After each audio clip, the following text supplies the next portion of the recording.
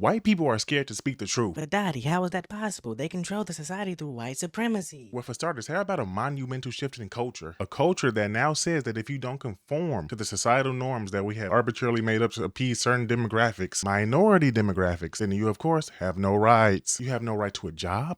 You have no right to a voice. You have no right to a bank. Hell, you don't even have a right to fly a plane if you say the wrong things nowadays. The question is, why are white people specifically scared to speak what's on their mind? And who's the cause of it? Vivek Ramaswamy and Steven Crowder have a very interesting back and forth on this exact topic. Let's see what they have to say, and I'll give my thoughts at the end. Am I the only person who can actually offer a legal argument for why we should be able to end birthright citizenship without a constitutional amendment? And so the irony to me is I can answer that. Yeah. It's because of the color of your skin. And I don't mean that I'm saying you disagree are with inoculated. That. You know, for someone who looks like she's straight from the hip. I disagree with that. I'm going to be back at you, Steve. I'm going to hit you hard for that.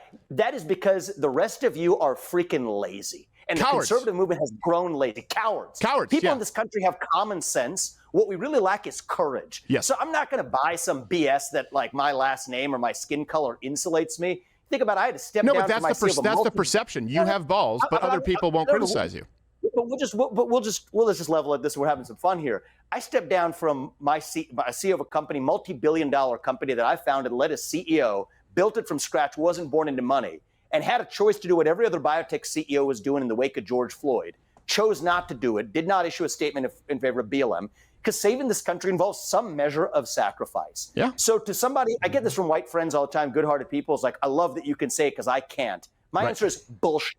You're just a coward. Stand up and actually say it. Yep. Stand for your actual convictions, because if you can't stand for your convictions, you don't have any at all. But the issue is no one else does say it.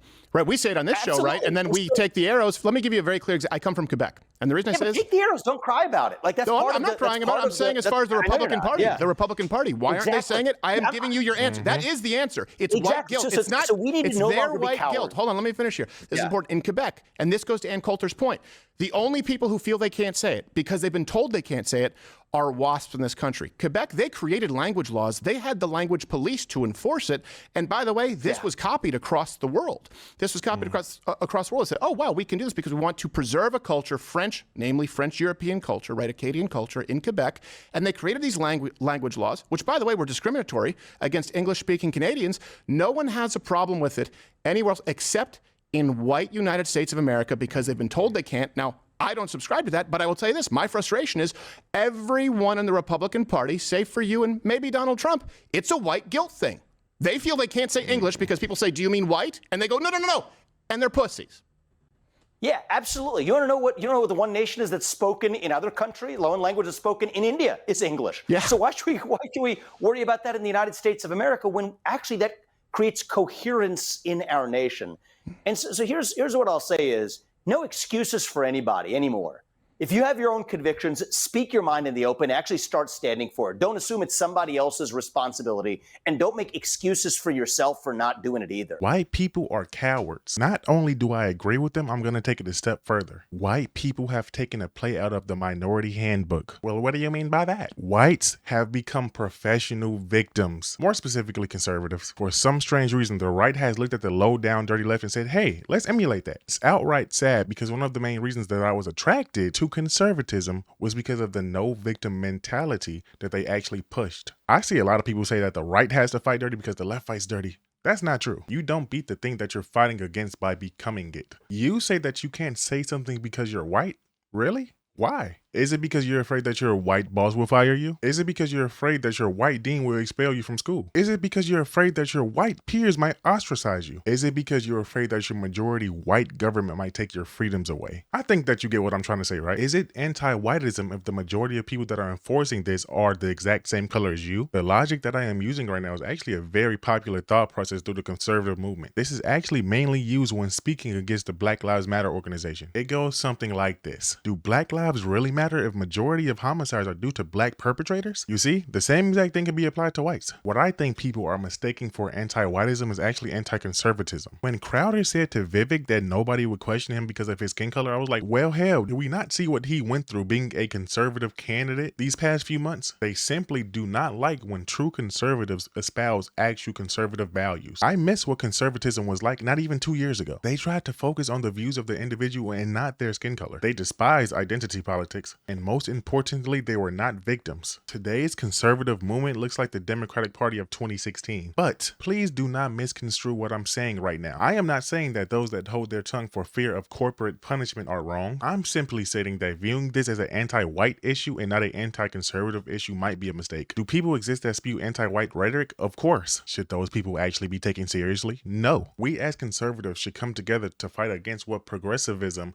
has actually brought forth in this country. Complete and utter chaos. Hell, I'm not even sure that America is going to be the same again after all of this mass immigration is done with. That the Biden administration has actually approved of, by the way. Speaking of Joe Biden, did you guys see this? Hold on, wait, look at this. Look at this. Hold on.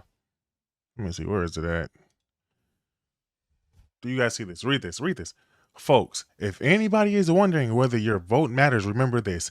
Because Black Americans voted I am president, Kamala Harris is a historic vice president, and Donald Trump is a loser. What the hell is this? Come on, Joe Biden.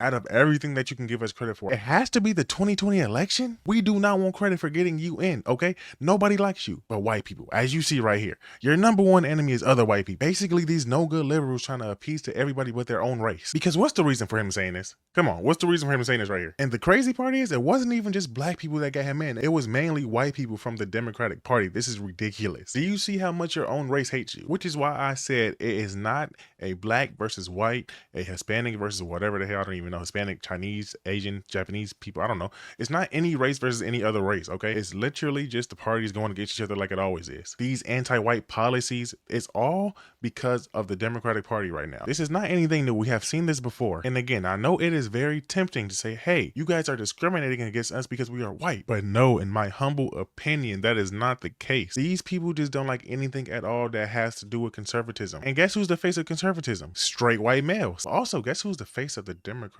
Party? Straight white males. So actually, what's the difference? Again, this is why I was very confused when Steven Crowder was talking, because he was actually agreeing with Vivek, but it seemed like he was just parroting the talking points of other conservatives that he has seen before. But my goal for this video is just mainly to point out that I don't think it's white people against the world or white people against America. I think that is just America against America. Because at the end of the day, is it possible to be a perpetrator and a victim at the same time? I think not. But to cap this video off, I want to end it with this clip that I seen of Vivek interviewing this lady. I thought it was hilarious. You are so bright and articulate, and I guess I can call you articulate since you're not an American black. Can't say that about them when you were running for president, but I still would not have voted for you because you're an Indian.